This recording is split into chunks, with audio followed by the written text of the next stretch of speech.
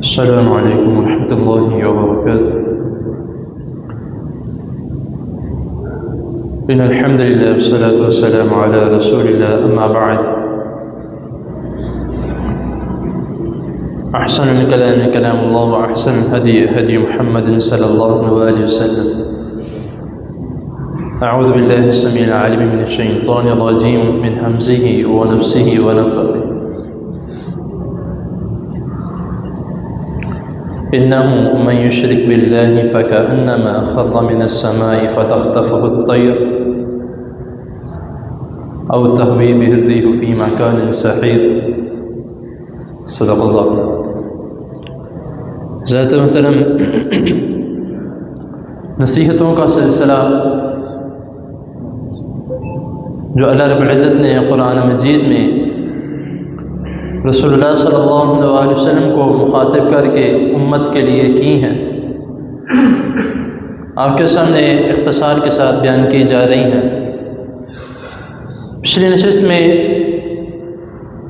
شرک کے متعلق چند باتیں بیان کی گئی تھیں کہ اللہ رب العزت اپنے بندے کے ہر قسم کے گناہ، خواہ چھوٹے ہوں بڑے ہوں، جان بوجھ کے کیے ہوں یا غلطی سے ہو گئے، سارے گناہ اللہ تعالیٰ معاف کر دیتے ہیں۔ لیکن جو گناہ شرک کر کے کیے، اللہ رب العزت وہ نہیں معاف کرے گا، یہاں تک کہ اللہ تعالیٰ فرماتے ہیں کہ میرا بندہ آدم کا بیٹا،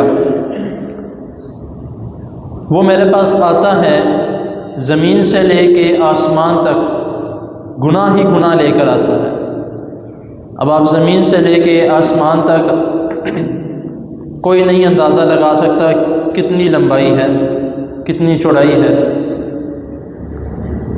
تو اللہ رب العزت فرماتے ہیں کہ زمین سے لے کے آسمان تک وہ گناہ لے کر آتا ہے، لیکن اس میں شرک نہیں ہے، تو اللہ رب العزت فرماتا ہے کہ میں اپنے اس بندے کے وہ تمام گناہوں کو معاف کر دوں اگر اس میں شرک نہیں ہے۔ اور مسلم کی حدیث ہے کہ نبی کریم صلی اللہ علیہ وسلم نے فرمایا کہ ایک مسلمان فوت ہوتا ہے اور اس کے کھاتے میں شرک نہیں ہے تو وہ جنت میں داخل ہوگا۔ اب اس کے برعکس ایک بندہ شرک کرتا ہے تو اب کیا ہوگا؟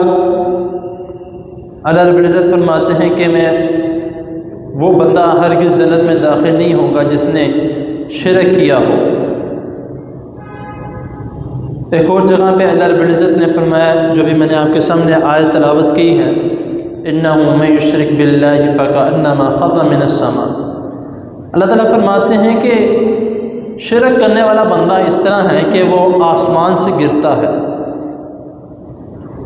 اور ابھی زمین پر پٹکا نہیں ہے، زمین تک نہیں پہنچا، رستے میں ہی آسمان سے گرتے تک ہی رستے میں جو ہے وہ پرندے آتے ہیں اور اس کو نوچ کھاتے ہیں، اور پھر اس کی جسم پہ بس اتنا حصہ رہ جاتا ہے کہ ایک ہوا آتی ہے اور اس کو اڑا کے کہیں اور جا کے پھینک دیتی ہے۔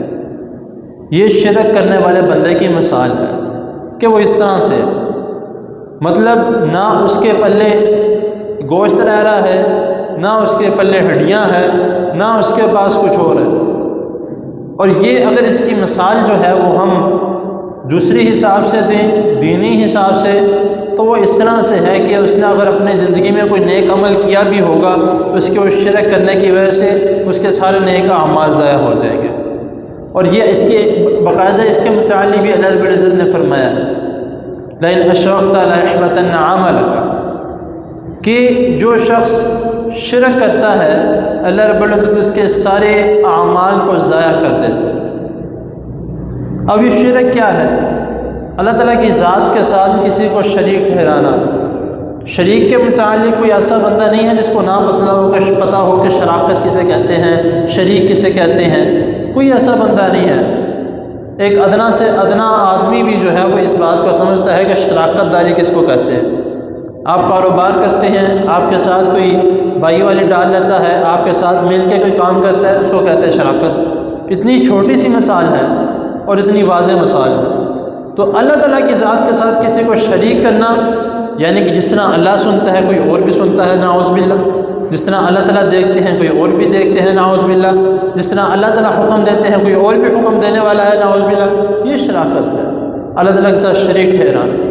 اور شرک کرنے کا سب سے اہم جو چیز جو ہے، اللہ تعالیٰ کے ساتھ کسی اور کے معاملے میں یہ سوچ لینا کہ جو اللہ تعالیٰ کر سکتے ہیں یہ فلاں بندہ بھی کر سکتا ہے۔ جس طرح ہمارے آج کے معاشرے میں مسلمان ہوتے ہوئے ہم کہتے ہیں کہ فلاں بندہ جو ہے اس کے وسیلے سے مانگو اللہ تعالیٰ قبول کرتے ہیں، یہ کسی بھی کتاب میں نہیں لکھا ہوا، کسی بھی حدیث میں، کسی بھی آیت میں نہیں لکھا ہوا۔ جب اللہ تعالیٰ فرماتے ہیں کہ ادعونی استجب لکم، مجھ سے ڈائریکٹ مانگو، پھر ہم مثال پتہ کیا دیتے ہیں، نعوذ باللہ، اللہ تعالیٰ کو ایک دنیاوی ایسے باس کے ساتھ یا دنیاوی ایسے بندے کے ساتھ ملا دیتے ہیں جس کی کوئی ٹکے کی حیثیت نہیں ہے۔ ہم کہتے ہیں کہ بھائی ایک جو ہے وہ باس سے ملنا ہو، کسی مالک سے ملنا ہو، اس کے پہلے ٹائم لینا پڑتا ہے، پھر اس کے جو پی اے ہے اس کو کہنا پڑتا ہے، وہ آپ کو جو ہے وہ ٹائم دیتا ہے کہ آپ نے اس ٹائم پہ آ کے ہمارے باس سے ملنا ہے۔ اسی لیے جو ہے وہ ہم، اللہ تعالیٰ تو اتنی بڑی ذات ہے تو اللہ تعالیٰ سے ملنے کے لیے بھی ٹائم چاہیے۔ استغفر اللہ۔ جب اللہ تعالیٰ خود کہہ رہے ہیں کہ میں اپنے بندے کے لیے ہر وقت تیار بیٹھا ہوں، میرا بندہ مجھ سے مانگے۔ اللہ تعالیٰ کہہ رہے ہیں کہ مجھ سے مانگو، میں دینے والا ہوں۔ بھائی تو پھر ہمیں گھما پھر آگے جانے کی ضرورت کیا ہے؟ کسی اور کے پاس جا کے کہنے کی ضرورت کیا ہے کہ بھائی اللہ تعالیٰ سے کہو میری یہ دعا قبول کر لے؟ ہم یہ کہنے کی ضرورت کیا ہے کہ اللہ تعالیٰ فلاں کے وسیلے سے ہماری دعا کو قبول کریں گے؟ ہماری اللہ تعالیٰ ڈائریکٹ نہیں دعا سنتے، اللہ تعالیٰ کافروں کی دعا سنتے ہیں۔ اب کہیں گے کہ بھائی یہ کہاں پہ ہے؟ آپ نے شاید وہ معروف واقعہ سنا ہے، مشہور واقعہ ہے کہ جب کافر جو ہیں وہ اپنی کشتیوں میں سمندروں میں جاتے تھے تو جب ان کی کشتیاں ڈھولنے لگتی تھی تو ان کو پتہ ہے کہ صرف اللہ کو پکارنا ہے اور ہماری کشتی سیدھے راہ پہ چل جانی ہے، اور وہ اللہ کو پکارتے تھے تو ان کی کشتی ڈھولتی ہوئی سیدھی ہو جاتی تھی۔ تو اللہ تعالیٰ تو ان کی بھی سننے والے ہیں۔ تو بھئی ایک مسلمان ہو کے اس بات کو دماغ میں رکھنا یہ شرک ہے۔ جو مشرک ہیں، جنہوں نے لا الہ الا اللہ پڑھا ہی نہیں، کلمہ پڑھا ہی نہیں، وہ تو ہے ہی جہنمی۔ لیکن ایک مسلمان ہو کے بھی شرک کرنا، ایک مسلمان ہو کے بھی اس بات کو اپنے دماغ میں رکھنا کہ فلاں بندے کے وسیلے سے اللہ تعالیٰ سنیں گے، تو یہ طریقہ کار سراسر غلط ہے۔ یہ مائنڈ سیٹ یہ بالکل غلط ہے۔ جس طرح میں نے پچھلے نشست میں بھی ایک بات کہی تھی کہ تعویذ پہن لینا، تعویذ باندھ لینا، یہ کوئی بھی طریقہ کار نہیں ہے، نہ اس کے متعلق جو ہے وہ قرآن و حدیث میں۔ پھر ہم یہاں پہ ایک مثال دیتے ہیں، ایک حدیث کوٹ کرتے ہیں کہ حضرت عمر رضی اللہ تعالیٰ عنہ نے ایک بچے کے گلے میں جو ہے وہ تعویذ ڈالا۔ بھئی وہ تعویذ نہیں تھا، آپ وہ حدیث مکمل پڑھیں کہ نبی کریم صلی اللہ علیہ وسلم، حضرت عمر رضی اللہ تعالیٰ عنہ نے کیا کہا تھا کہ بچہ یاد نہیں کر سکتا، اس کو اب یہ مکمل دعا یاد نہیں ہے، تو اسی لیے اس کو یاد کروانے کے لیے ڈالی ہے، جب یاد ہو جائے گی اتار دیں گے۔ مکمل حدیث پڑھے، لوگوں کو آدھی حدیث بتا کے گمراہ نہ کریں۔ اب تو ہمارے پاس موبائل ہے، کوئی دعا یاد نہیں ہے، آپ موبائل سے نکال کے پڑھ لیں، نہیں تو پرچی پہ لکھ کے آپ اپنی جیب میں رکھ سکتے ہیں، نکال کے پڑھ لیں، کوئی مسئلہ نہیں ہے، کوئی گناہ والی بات نہیں ہے۔ لیکن کوئی چیز پہن لینا بازو میں، گلے میں، کہ یہ چیز ہمیں بچانے والی ہے ہر مصیبت سے، تو یہ شرک ہے۔ نبی کریم صلی اللہ علیہ وسلم ہم وہ بات کرتے ہیں، تو یہ بات بھی میں ذرا اس حدیث کے متعلق بھی بتا دوں کہ ایک صحابی نبی کریم صلی اللہ علیہ وسلم کے پاس آئے تو انہوں نے ایک حدیث میں داغا آتا ہے، ایک حدیث میں کڑا آتا ہے، انہوں نے ہاتھ میں پہنا ہوتا، تو نبی کریم صلی اللہ علیہ وسلم نے سوال کیا کہ یہ کیوں پہنا ہے؟ انہوں نے کہا کہ مجھے فلاں مرض ہے تو اس وجہ سے میں نے پہنا ہے، کہ یہ اس کے اوپر دم کیا ہوا ہے یا شفا کے لیے۔ تو نبی کریم صلی اللہ علیہ وسلم نے کیا فرمایا کہ اگر تم اسی حالت میں فوت ہو جاتے تو مشرک کی موت فوت ہوتے۔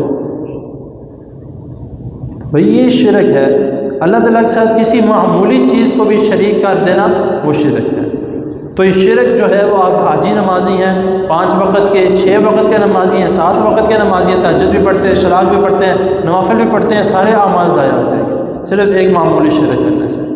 تو اللہ تعالیٰ کی حضور دعا ہے اللہ تعالیٰ ہمیں ہر قسم کے شرک سے اللہ تعالیٰ بچا کے رکھے، معمولی سا بھی ہو یا بڑا بھی ہو، اللہ تعالیٰ ہر قسم کے شرک سے ہمیں بچا کے رکھے، اللہ تعالیٰ ہمیں توحید پرست رکھے، صرف اور صرف اللہ تعالیٰ اپنا محتاج رکھے، اللہ تعالیٰ کبھی کسی کا محتاج نہ کرے۔ جزاکم اللہ۔